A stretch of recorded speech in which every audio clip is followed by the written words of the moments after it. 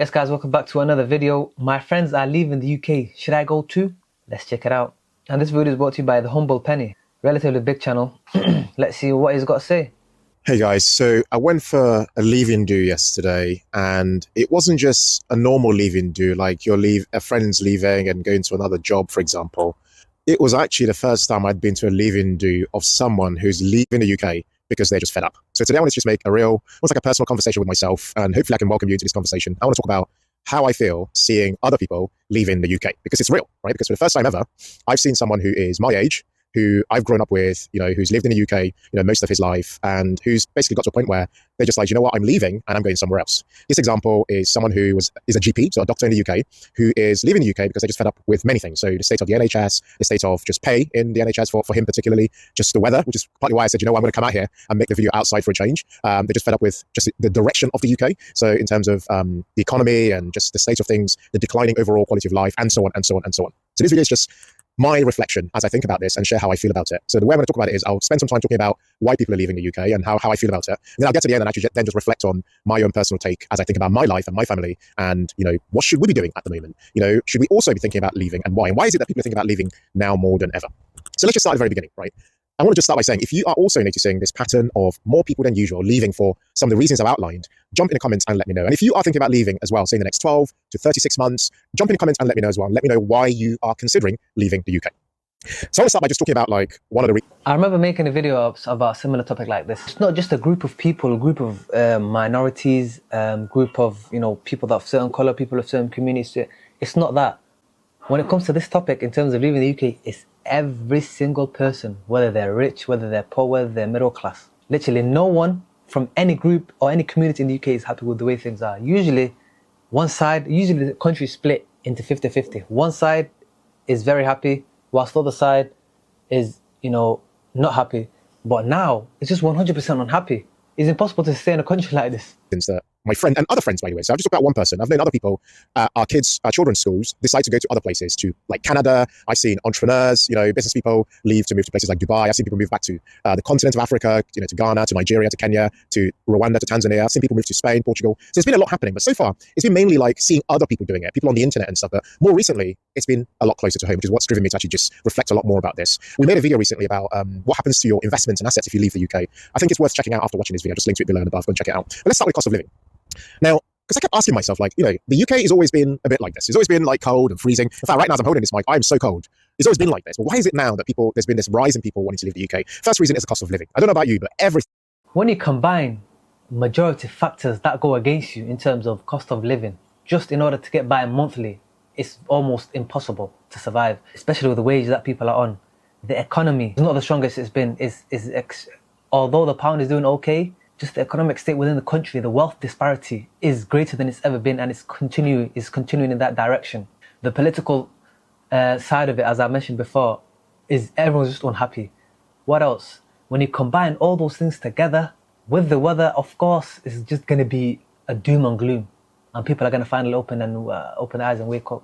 Continues to rise in price. Even though they keep telling us inflation is 2.6%, 2.5%, it keeps hovering around that number. But we know the prices have risen, significantly over the last, say, 2.5 years. And as a result of that, prices have remained high. RPI inflation, other forms of inflation, costs from every angle, taxes, oh my goodness, I got a letter in the other day, 2 letters that really annoyed me. Number one is the council tax, right? And I get why we pay council tax, nothing against that. Come and take my bins, you clean the streets, when they do it, it's great. However, the rise in council tax is so difficult to stomach a lot of the time. And it's one of those where if you don't pay it, you're going to be in a lot of trouble, serious trouble. In fact, they'll come after you to pay pretty much the whole thing in like a few weeks. Then there was the water bills. I got a bill in from Thames Water saying, your Thames Water bill's rising by £19 per month. And then they're like, this is just an average. It's likely that your bill is going to be higher than that. And that's per month. And bear in mind, a lot of people haven't had pay rises, suddenly happen for them. And then these bills are popping out from everywhere. It's not even just that. Look at the cost of food. Look at mortgage rates for the people who are having to pay. Everything, whether it comes to rent, whether it comes to, grocery prices, whether it comes to tax, whether it comes to council, all types of VAT. When it comes to everything, it's rising. But the only thing that's not rising is the income. And that's impossible. Impossible. Because in order to cope with it, that means your income has to rise as well, just so it balances out. Now, your income is not rising. Everything else that you have to pay, your outgoings are all rising. So it's impossible. Impossible. that people just feel like, you know what, like, is it really worth, oh, I think it's starting to rain.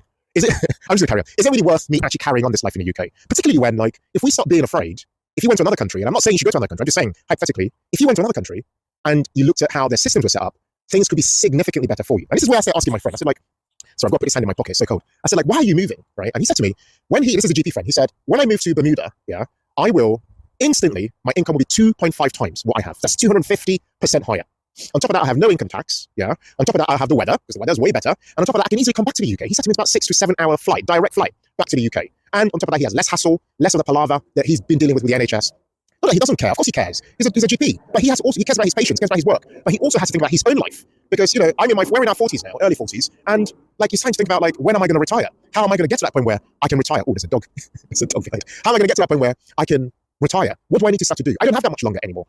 You might have thought, back in the day, you might have thought, I've got 20 years, I've got 30 years. But do I have that now? Did you see that? The dog just jumped at me, and there's another one doing a poo.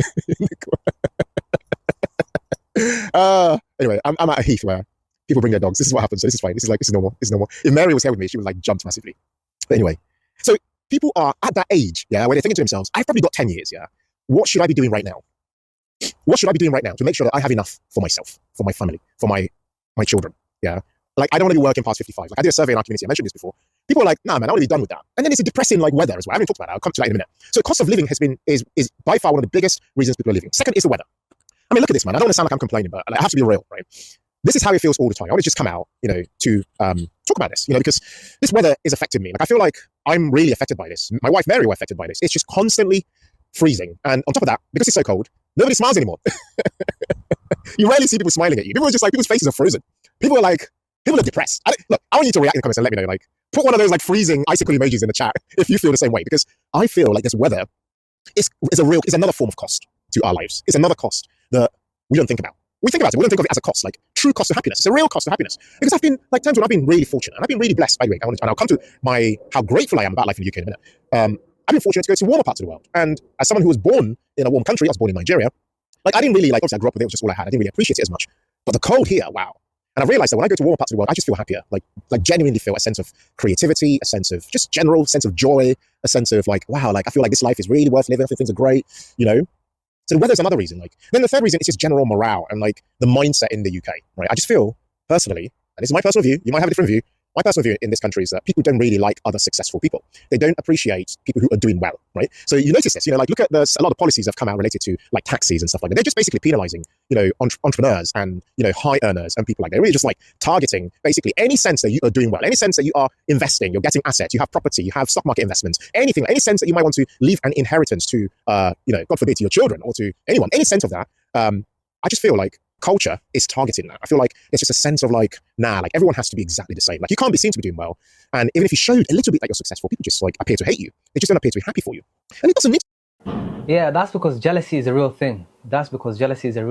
If you're in it's like, was it crabs in a barrel mentality? I think that's how the saying goes. You know, if people are all sad in one barrel, as the saying goes, and then you see someone that's trying to get away from that barrel, you know, what do? They drag them back down. And this is the sadness of the situation, because if it's instead of people working together, you know what I'm saying, you know, building a bit of morale, they're just going against each other.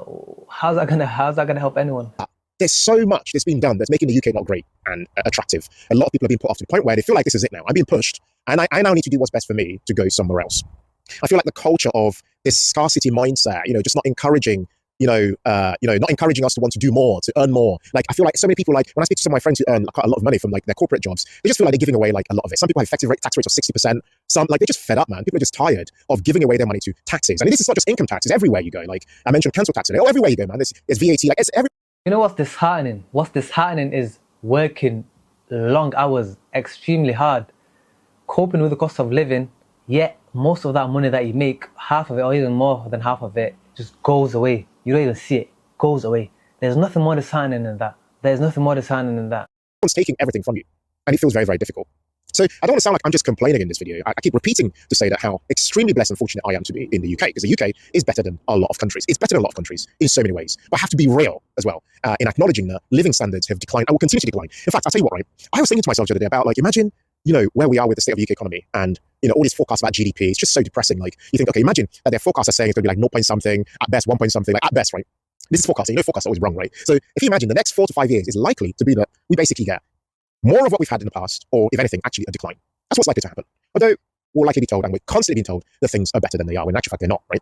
And if you think, well, that's the case in the next 5 years, then that could be the case for the next 10 years. Take your age right now and add 10 to it. Just add 10. So for me, I'll be in my early 50s. So that means that potentially, and no one knows the future, but potentially, things will remain the same for the next decade. And if things remain the same for the next decade, part of me is then thinking, this is where like this, how do I feel about people who live in the UK comes in. If the UK remains like this for the next 10 years, then are the people who are leaving right now really the smart ones? Are they the people who are actually like, you know what, boy, like, I feel like I'm dodging something like a very difficult life ahead. What does that then mean for people's household finances if the UK doesn't really grow and just remain stagnant? We keep experiencing stagflation. We just remain in this. But the thing with leaving though, for 9% of you can't just leave. You're going to have to figure out a way to keep income coming. And the income has to be either dollar, pound, or euro, or whatever. It has to be a strong currency. You have to figure a way to do this remotely. There's so many factors that go into it because people don't have, 50,000 to 100,000 pounds lying down in savings where you can start an investment in a foreign country. You get it? So all these things go into factor, and it's not as easy as it just sounds. It really isn't. And I now have that responsibility to ask myself, what does this now mean for my children? Like, if the UK isn't really saying very much, isn't really growing, and opportunities are declining. People look at jobs. Oh my God, I haven't talked about jobs. Do you know how long it's taking for people to find jobs now? People who have got degrees, they've been to uni, they've got like student loan debt up to here, like so much debt. They can't get jobs in their areas of like study. They're working in like Sainsbury's, driving Ubers, and all kinds of things. There's a lot, and people who are getting made redundant left, right, and center. People who like. You don't know about that. Because I'm currently going through that right now. This job market is the most. You have to be patient for this. You have to be extremely patient.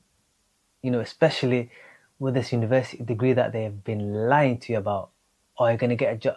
On average, undergraduates, university graduates make this times more. Absolute BS. Forget Sainsbury's. It's tough to get a Sainsbury's job. It's tough to get a warehouse job with a degree, with experience in those fields. It's almost laughable if you say it out loud. But that's another conversation for another day. They've lost their jobs. Yeah, they lost their jobs and they're struggling to replace those jobs. Like really, really struggling to replace those jobs. There's a lot of dogs here. Like I'm surrounded by 4 dogs. There's like 2 German Shepherds. And, oh yeah, there's a nice tiny one there. That's all right. Okay, this is where I stay still. There's a big dog just come by. People are like, I read something like a crazy stat that it's taken people like something like 38 job applications to even get called to like come for like an interview. Huh.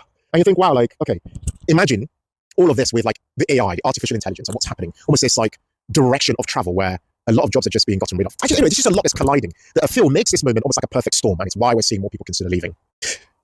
And then our children, so a big question I'm asking myself is the UK where I feel my children should make a life for the future. Look at property prices. How on earth are my children going to get onto the property ladder if a lot of adults now can't even get on the property ladder? Like how? And this problem is probably the same in other parts of the world. It's probably the same in America. I don't know. If you're American, let me know. Probably the same in Canada, even though people are going there. It's probably quite similar. If you are in Australia, it's probably the same. So again, there's this confusion. Like, is this the way the world's going? Is there just general discontent at the moment? Is this not unique just to the UK? I don't know. Now, how do I feel about all of this? If I'm honest with you, I feel a sense of FOMO. That's what it is. I shouldn't be saying that, but I'll tell you immediately. I feel FOMO because I feel like, particularly because I'm seeing my friends leave. Yeah. Before it was just people on the internet. I was like, yeah, whatever. But it's because I'm seeing my friends make this move now. I'm like, what does this mean for us? What should we be doing? Now, here's my position. My position is that I don't have any plans of permanently leaving the UK, because like I've made a life here. Like my parents sacrificed so much. My wife's parents sacrificed so much to move here. And like, we've made a life here, like we have friends, our children have friends, but I know no one knows tomorrow. But I just feel like the best case scenario for me and my family is a hybrid. Anyways, guys, we're going to have to put a stop to this video. Great video, by the way. Make sure you check the entire one out. I'll link it below, if I remember, that is. But yeah, he's just making a lot of points, a lot of similar points that I've been thinking about. Yeah, he basically hit the nail on the head. He's made a lot of points. 9% of it, ones that I've been thinking about, I've been talking about as well. But yeah, what do you guys think? Let me know. I want to hear what everyone's view is in the comments. Because I said no one's happy. Usually it's 50-50. One party is happy, the other party is not happy. But now if there's anyone that's happy about if there's anyone that's doing well, I'd actually be happy for you. Let me know in the comments if you're doing well, if you're happy, if you're optimistic, if you're hopeful of the future of the UK. Let me know. I'll actually it's just for research purposes. I'll actually be happy for you, and I'm sure the rest of the people in the comments will be. But anyways, guys, yeah, make sure you like and subscribe. Till next time, I'll see you later.